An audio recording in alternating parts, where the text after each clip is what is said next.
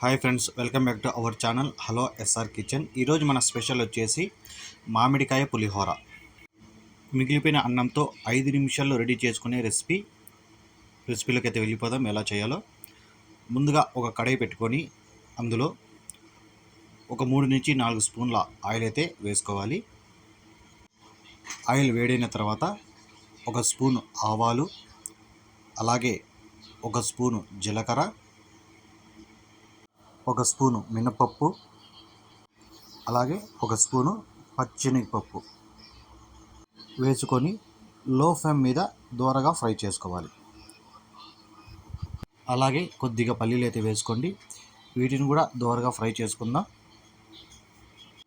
తర్వాత ఒక చిన్న ఉల్లిపాయ, అలాగే 4-5 పచ్చిమిర్చిని ఇలా నిలువ కట్ చేసి వేసుకోవాలి. వీటిని కూడా ఒక 2 నిమిషాలు మీడియం ఫ్లేమ్లో ఫ్రై చేసుకుందాం. ఇవి ఫ్రై అయిన తర్వాత ఒక 4 ఎండుమిర్చిని వేసుకోవాలి. అలాగే ఒక రెమ్మ కరివేపాకు ఇవి వేసుకొని వీటిని కూడా 1 లేదా 2 నిమిషాలు మీడియం ఫ్లేమ్లో ఫ్రై చేసుకోవాలి.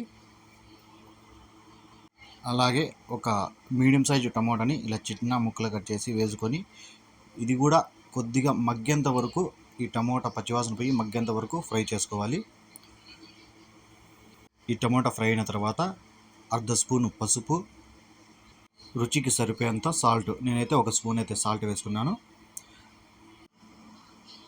ఈ పసుపు సాల్ట్ బాగా కలుపుకొని తర్వాత మామిడికాయ తురుమునైతే వేసుకోవాలి. నేను వచ్చి ఒక మీడియం సైజు మామిడికాయ తీసుకొని తురుముకొని వేసుకుంటున్నాను.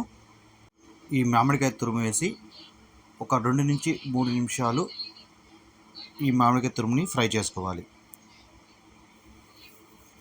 తర్వాత కొద్దిగా కొత్తిమీర వేసుకొని కలుపుకోవాలి.